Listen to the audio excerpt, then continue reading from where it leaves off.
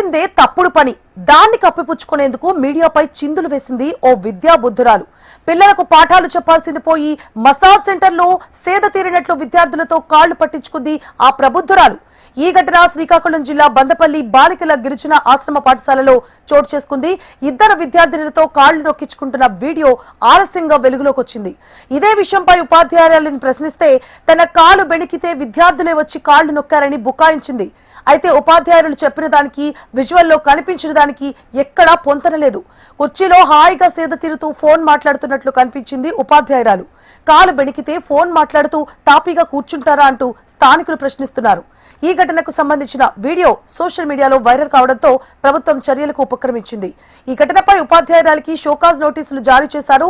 విచారణకు సైతం ఆదేశించినట్లు సీతంపేట పీఓ తెలిపారు. ఇక ఈ ఘటనపై ప్రశ్నించిన మీడియాను సైతం బెదిరింపులకు గురిచేసింది. అట్రాసిటీ కేసులు పెడతానంటూ బెదిరించింది ఉపాధ్యాయురాలు.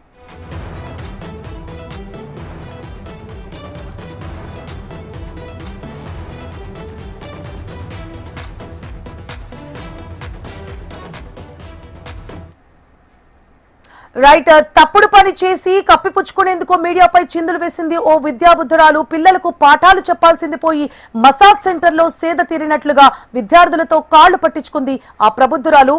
ఇదే అంశానికి సంబంధించి పూర్తి డీటెయిల్స్ ని మా ప్రతినిధి వరప్రసాద్ అందిస్తారు. వరప్రసాద్, సువర్ణ, ఇప్పుడు మిలియాపుట్టు మండలంలో బందపల్లి బాలికల గిరిజన ఆశ్రమ పాఠశాల జరిగినది కొంచెం లేట్ గా మనకి తెలిసింది. ఈ నేపథ్యంలోని ఆ పిల్లలతోటి ఒక్క కాలు పట్టించడం కాకుండా ఇతరత్ర పనులు కూడా చేయిస్తున్నారని మాత్రం తెలుస్తోంది. ముఖ్యంగా ఈమె ఈ సోషల్ మీడియాలో రావడం, అదే విధంగా ఎవరైనా ప్రచురిస్తే మాత్రం మీ మీద అట్రాసిటీ కేసులు పెడతామంటూ మీడియాపై చిందులు కూడా చెప్తున్నది ఆమె. దీనిపై ఇదే విషయమై ఐటీడీ టీం కూడా విషయాలుగా దీనిపై పూర్తిగా ఆమె సస్పెండ్ చేసి దర్యాప్తు కూడా ఆయన తెలిపారు.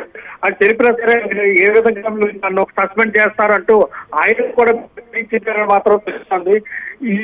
ఈమె అసలు సరిగా ఆశ్రమ పాఠశాలకు రాదు అని చెప్పి స్థానికంగా ఉన్న వాళ్ళు ఆ విద్యార్థులను మాత్రం మాట్లాడడం కూడా మీడియాతో మాట్లాడడం కూడా భయపడుతున్నారు. ఎందుకంటే తర్వాత జరిగే పరిణామాలు పడతాదని కూడా చెప్తున్నారు వాళ్ళు.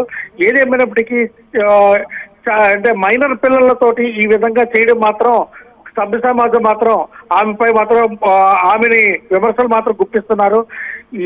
ఈ విధంగా చేయడం మాత్రం ఎంతవరకు సమంజసం అని చెప్పేసి అందరూ అడుగుతున్నారు. దీనిపై చైల్డ్ కేర్ సంఘం నాయకులు కూడా ఆమెపై చర్యలు తీసుకోవాలి, లేదంటే మేము కూడా పూర్తి స్థాయిలో అక్కడ నిరాహార దీక్ష కానీ ధర్నా కానీ చేస్తామని చెప్తున్నారు.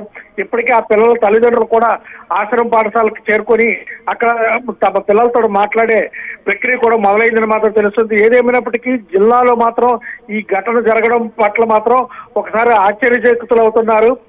తిరిగి ఈమె మీడియాపై చిందులు వేయడం మాత్రం ఒక కొసమెరుపుగా మాత్రం చెప్పొచ్చు. Suvarna, right, thank you for the updates Varaprasad.